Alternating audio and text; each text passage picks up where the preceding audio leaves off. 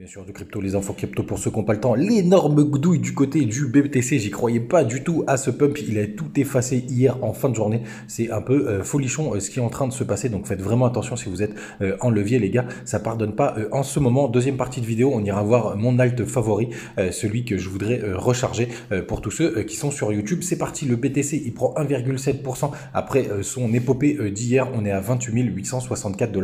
Les gars, je vous le redis, si ça pump, je suis très content, même si j'avais un scénario qui était plutôt baissier d'ailleurs, qui est toujours pas annulé. Oubliez pas, nous on a rechargé comme des cochons entre les 15 000 et les 20 000 $. Donc pour le coup, là si ça part, c'est encore mieux pour nous. Ça part plus vite, ça part plus fort. Donc ça c'est vraiment chouette. Là l'idée c'est juste de se dire si on a encore une petite correction que j'attends toujours. Et tant pis si elle n'arrive pas, on rechargera certains alts. Mais en tout cas pour l'instant, tout ce qui est boule, c'est des bonnes nouvelles. Et on est très content. Du côté de l'Ether, on est à 1886 $. On prend un petit 1,2%. C'est ADA qui est plutôt en forme ce matin, 3,7%. Qui a pas mal maintenu le reste de la map, ça a pas mal corrigé avec ce fake pump, même si ça tient un petit peu ce matin, je ne vais pas rentrer dans les détails, c'est pas très intéressant. Du côté du daily du BTC, regardez-moi comment c'est chirurgical, tout simplement avec le retracement de Fibonacci de toute cette zone, on est venu taper avec perfection la zone de rechargement de short, donc il fallait shorter dans toute cette zone. La zone de rechargement de short, c'est entre les 0,618 et les 0,786. On n'a pas touché tout à fait les 0,786, mais on est vraiment dans ce carré. Ce matin, on est venu se heurter directement au 0,618. Regardez comme c'est propre avec cette petite mèche. On va voir ce que ça va donner aujourd'hui. Le scénario baissier n'est pas du tout invalidé, même si, puisque surtout du côté du long short ratio, regardez, même si toute la hausse a été alimentée par des shorters, et ça c'était plutôt pas mal pour alimenter cette fameuse hausse, et on a quand même ce matin qui est 56% de personnes qui sont en longue. Donc pour le coup, est-ce qu'il faudra un dernier nettoyage?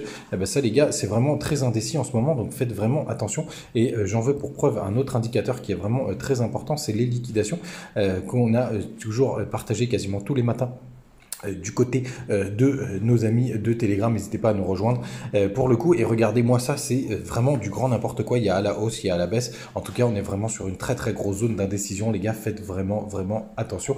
En ce moment, c'est vraiment un sacré bazar. Hier, on a eu les publications des chiffres de Meta, donc de Facebook. Vous pouvez aussi voir toutes les infos sur Invincible. Là, j'ai fait un screenshot, pardon.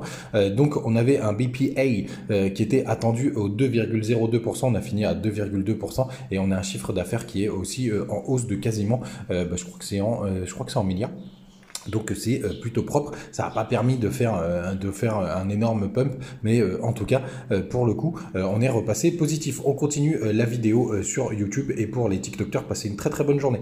L'alt du jour les gars, c'est Theta qui est aussi disponible sur BingX. Et pourquoi il est vraiment très intéressant? On va prendre la charte du côté de Binance parce qu'il y a un plus gros historique, tout simplement parce qu'on n'est pas très très loin des points les plus bas. Regardez, on est quasiment en train de retester l'avant bull run de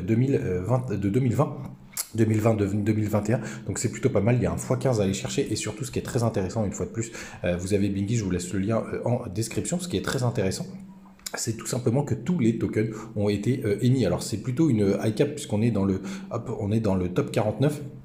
Et regardez, on a le market cap donc qui est 1 milliard de dollars. Et regardez, tous les tokens sont sortis sur la supply. Donc ça, c'est une très très bonne nouvelle. Ça veut dire qu'on ne sera jamais déflationnaire. En plus, le projet, moi, je le trouve vraiment sympathique. J'ai mis des ordres pour recharger un peu plus bas. Je ne sais pas si le marché va me les offrir. Si jamais on recompare en tendance vraiment haussière du côté du BTC, j'attends vraiment de voir si on a cette correction. Je rechargerai à ce moment-là. Donc vous l'avez bien en tête. Ce sera Theta, mon chouchou, en plus de NIR, que je trouve plutôt pas mal. Les gars, vous savez tout, passez une très très bonne journée. On se retrouve comme d'habitude tous les matins. Ciao!